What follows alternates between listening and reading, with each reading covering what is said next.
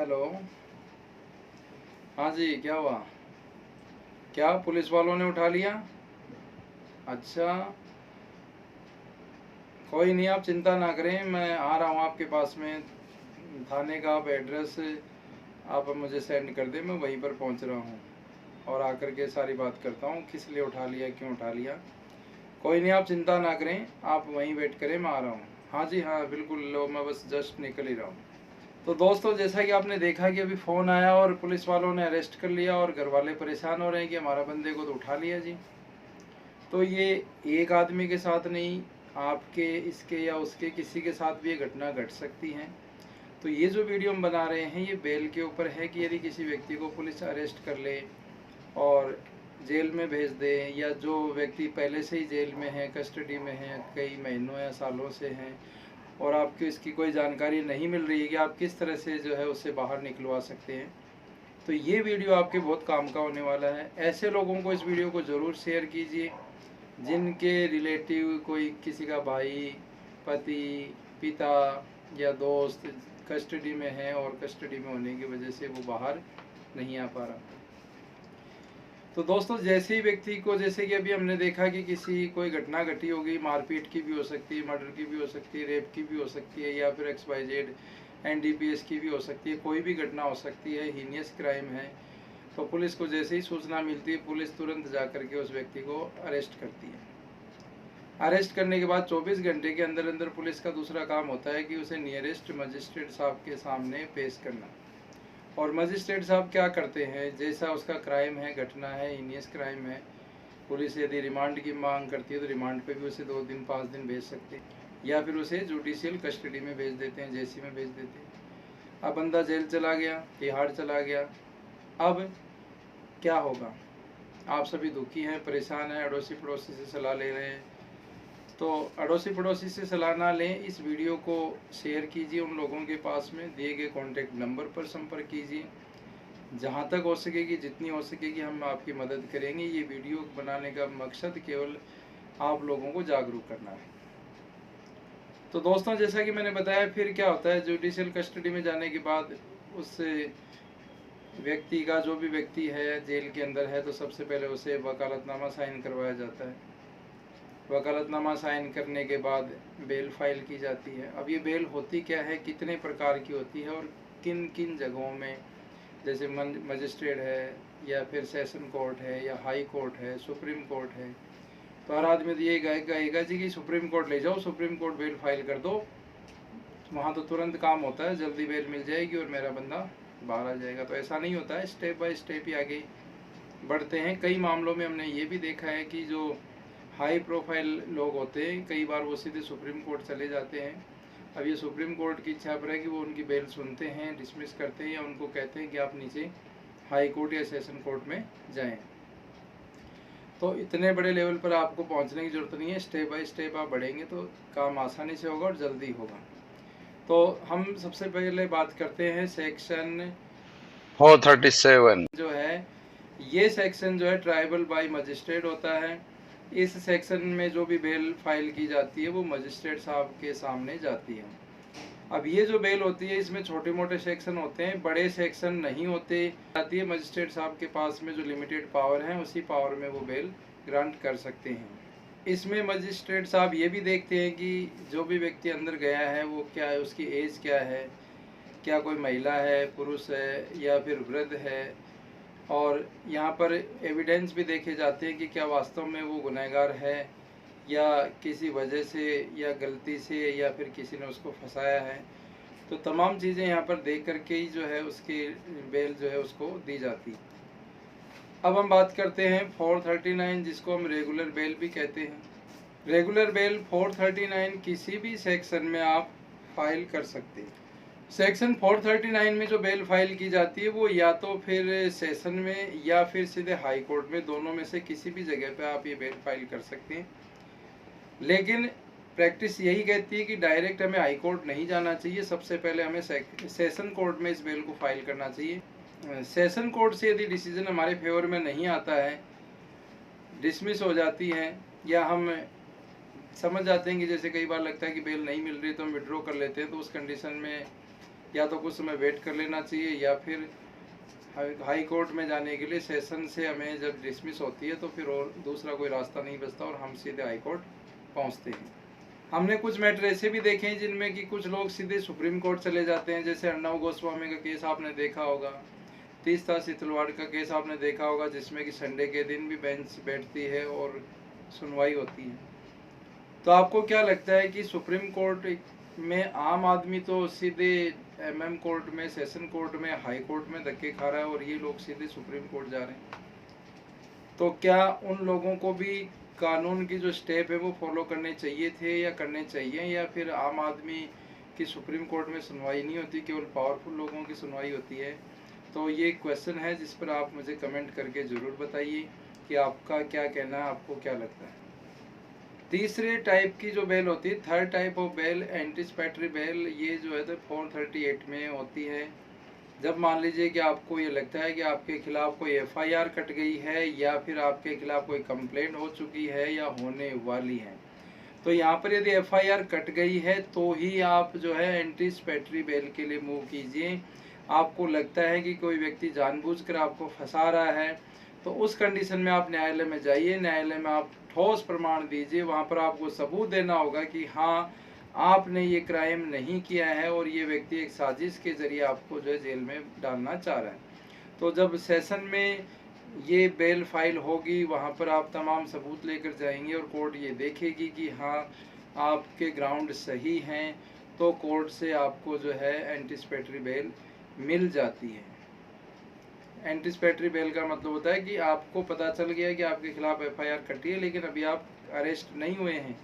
और इसमें आप ये भी ध्यान रखिएगा कि एफआईआर कटने के बाद कई बार आईओ साहब आपको बुलाते हैं फ़ोन करके कि जी हेलो, एक बार थाने आ जाओ, आपसे मिलना है, बात करनी है, और आपके साथ कुछ भी नहीं होगा, हम आपको केवल जस्ट इन्वेस्टिगेशन के लिए बुला रहे हैं। और आप गाड़ी उठाई और सीधा थाने में पहुंच गए और पता लगा जी आईओ साहब ने उठा करके जेल में डाल दिया। तो ये गलती ना करें। ऐसा होने पर सबसे पहले वकील साहब से मिलें और उनको बताएं कि इस तरह की जानकारी आपको मिली है, तब वो आपको जो है एंटिसिपेटरी बेल के बारे में बताएंगे और ये होती कैसे हैं, तो एंटिसिपेटरी बेल आपको दिलाएंगे।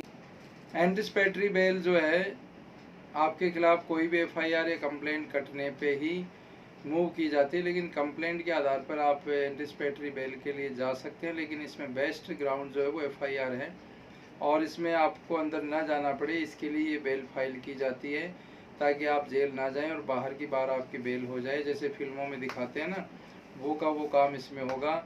आपके वकील साहब आपकी बेल लेकर आ जाएंगे और पुलिस वाले आपको अरेस्ट नहीं करेंगे। जिन लोगों ने आपके खिलाफ साजिश रची है वो देखते रह जाएंगे कि हो क्या गया है, मैं तो इसे जेल भेजने वाला था, ये तो बंदा बाहर ही घूम रहा है।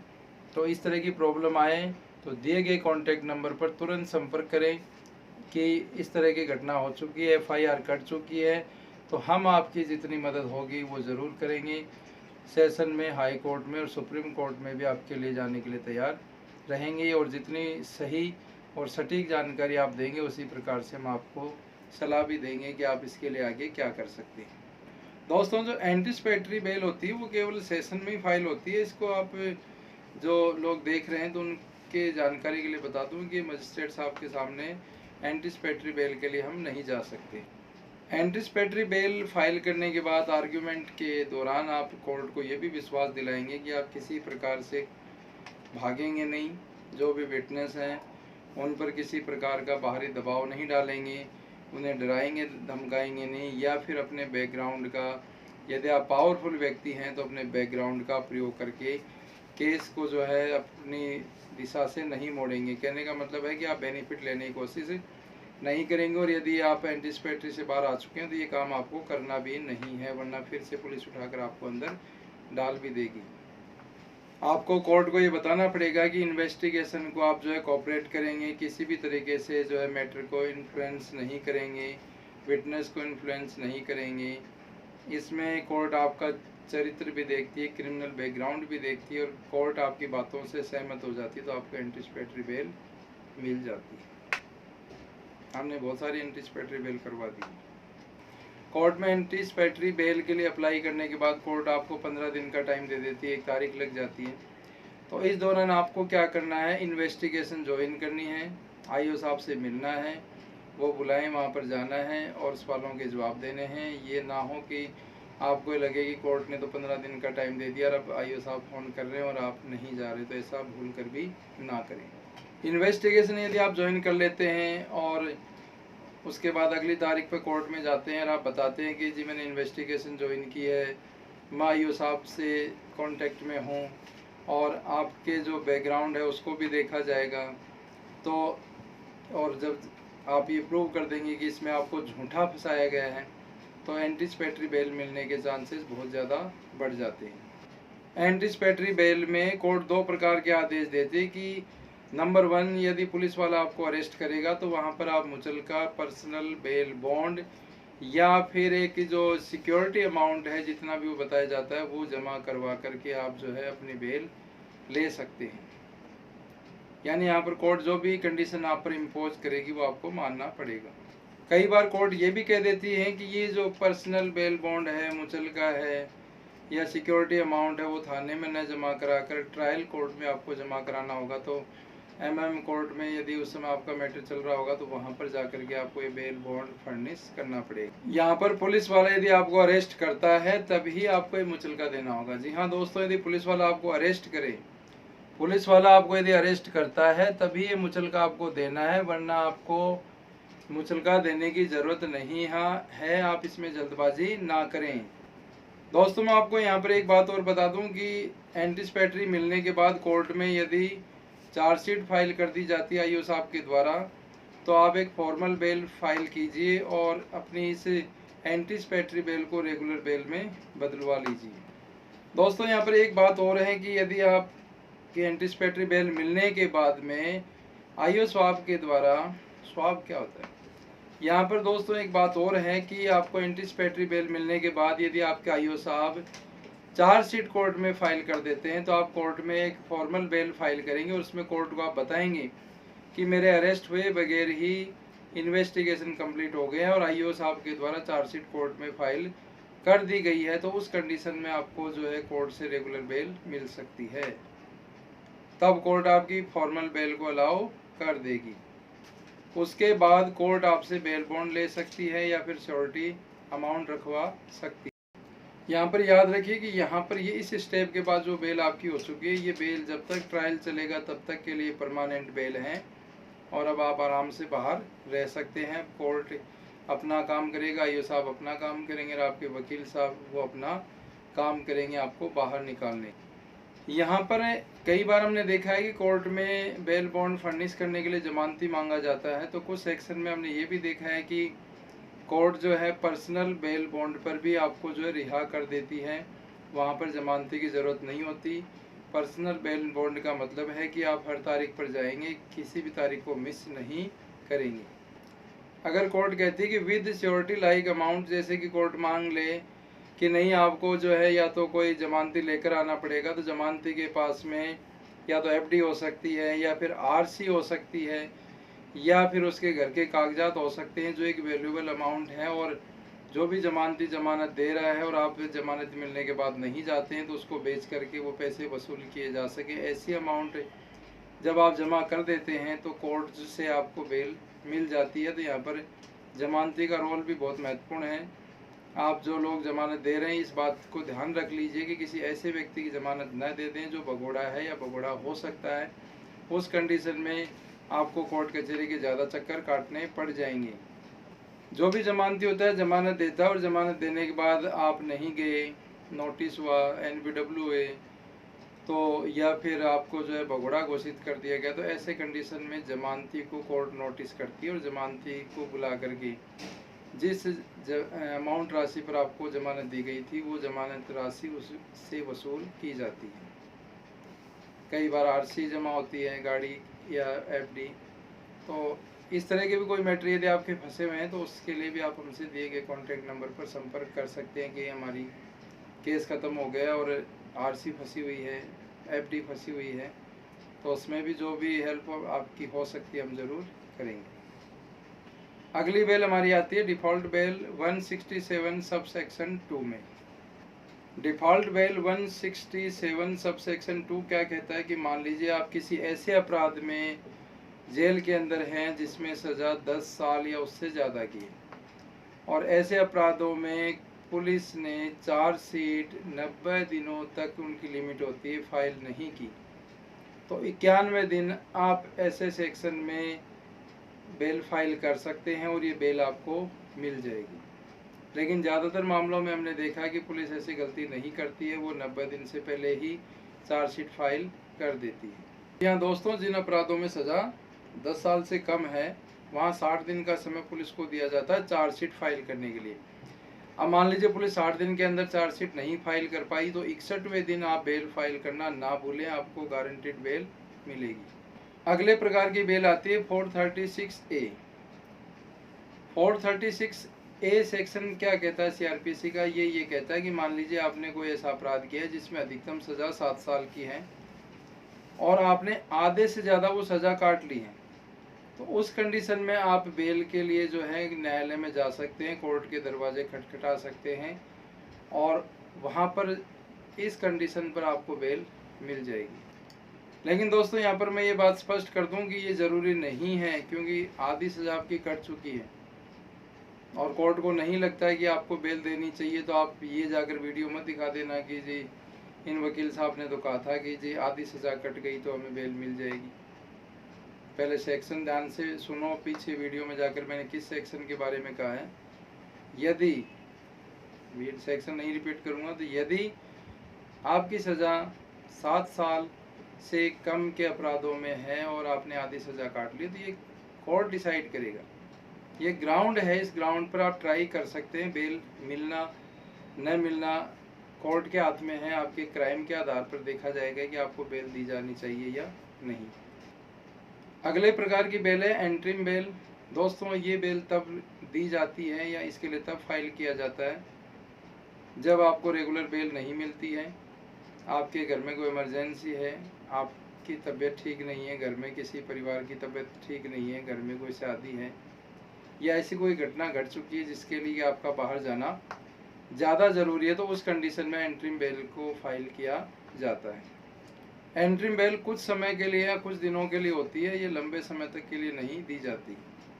दोस्तों, कई लोगों ने मुझसे ये भी पूछा था कि पैरोल क्या होती है। तो दोस्तों, मान लीजिए आपको सज़ा हो चुकी है, अब आप जेल के अंदर हैं और आप वो सज़ा काट रहे हैं और कोई ऐसी अत्यावश्यक ज़रूरी कोई घटना है, इमरजेंसी है, परिवार में शादी है, कोई दूसरा कारण है और आप जेल से बाहर आना चाहते हैं, तो पैरोल पे आ सकते हैं।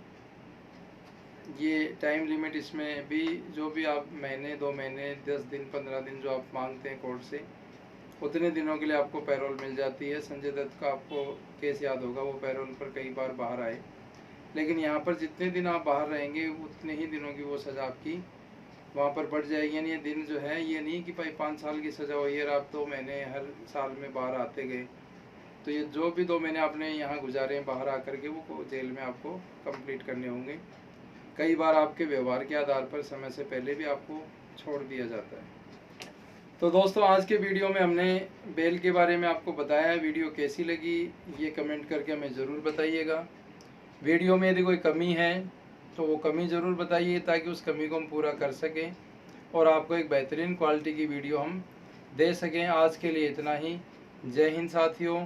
लेकिन हाँ, अभी तक भी यदि आपने हमारे चैनल को सब्सक्राइब नहीं किया है तो प्लीज़ वीडियो को लाइक करें, चैनल को सब्सक्राइब करें, कमेंट करें और हमें इंस्टाग्राम पर भी फॉलो करें, फेसबुक पर फॉलो करें और क्रांति लेकर आएँ हमारे चैनल पर, कि हमारा जो चैनल है वो बढ़ता जाए, क्योंकि हम इसी तरह के बहुत इंटरेस्टिंग नॉलेजेबल वीडियो लेकर आते रहते हैं। तो आपसे हम यही उम्मीद करते हैं कि आप हमारे वीडियो को पसंद करेंगे और इनको शेयर भी ज़रूर करेंगे। और वीडियो कैसा बना, वीडियो में दी गई जानकारी से आपको कितना फ़ायदा हुआ, तमाम जानकारियाँ जो भी आप और लेना चाहते हैं जो कि पूरी वीडियो में नहीं आ पाई, तो इसके लिए आप हमसे कांटेक्ट दिए गए नंबर पर संपर्क करके कर सकते हैं, मीटिंग बुक करवा सकते हैं। जय हिंद साथियों।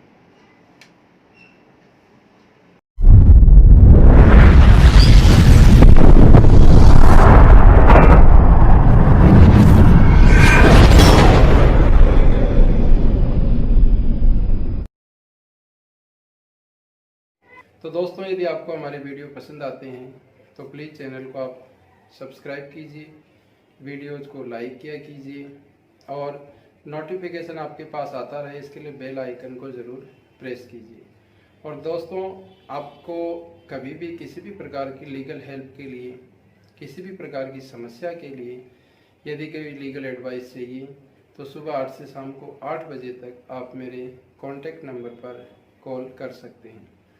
कई बार समय अभाव की वजह से या कोर्ट में होने की वजह से हम आपका फ़ोन यदि अटेंड नहीं भी कर पाते हैं तो आप व्हाट्सएप पर मैसेज छोड़ सकते हैं। उसके बाद आपसे जैसे ही समय रहेगा संपर्क किया जाएगा। तो आज के लिए इतना ही। देखते रहिए आपका अपना पसंदीदा YouTube channel according to law. जय हिंद दोस्तों।